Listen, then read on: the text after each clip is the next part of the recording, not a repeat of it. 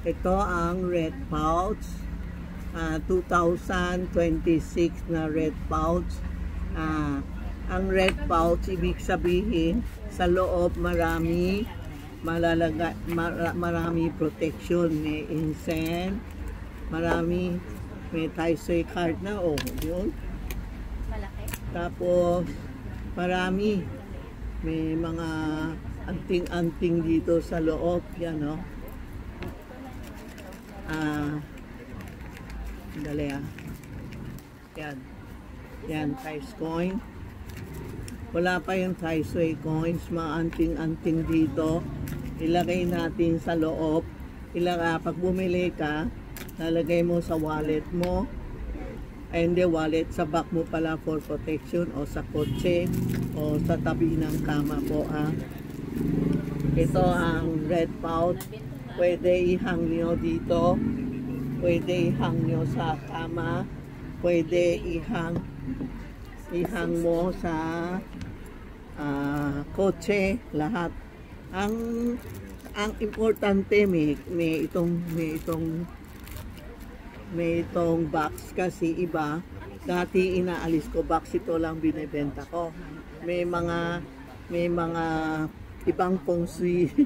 Alam mo naman, sabi niya kailangan fake benta ko kasi walang kahon. Ito ang original kahon. Kasi tinatapon ko parang palki, kaya ito lang lalagay mo sa bag mo. Sabi fake kami, kaya ngayon may box na siya po, Ito, kararating. Mahal. Ito po, ito ang pouch. Taisoy pouch. Tinatawag natin Taisoy pouch. Tinatawag din natin red pouch. Para hindi tayo malito. Red pouch ito, para maganda, Maganda in Taisoy. Pwede naman yung Gcash. Ito yung Taisoy coin, Taisoy card, and Taisoy pouch. Yan ang bago dating, mainit pa. Mainit pa ito, Okay. Yan po ang bagong natin. Order na kayo kasi every year, palagi na uubos ang mga Taisoy card and Taisoy pouch natin. Kaya, aga nyo na mag-order. Avail na kayo kay Tita Maxi or si Inday, yun po ang Tita Maxi na sa blue check na kami, malapit na kami 1 million dito. Marami na gagaya sa akin, 0 pa o 20, hindi, magwa 1 million na kami. And Charmy Ongpin, naka-blue check na din na. Yan po.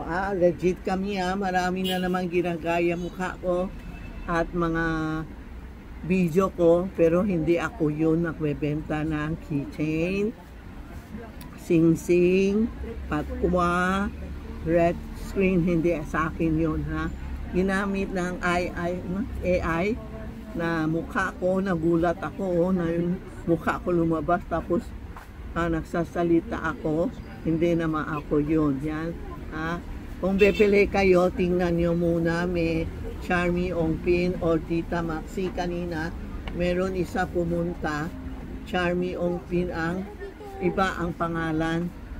Kaya titingnan nyo Tita Maxi po o Charmy Ongpin. Okay, thank you po.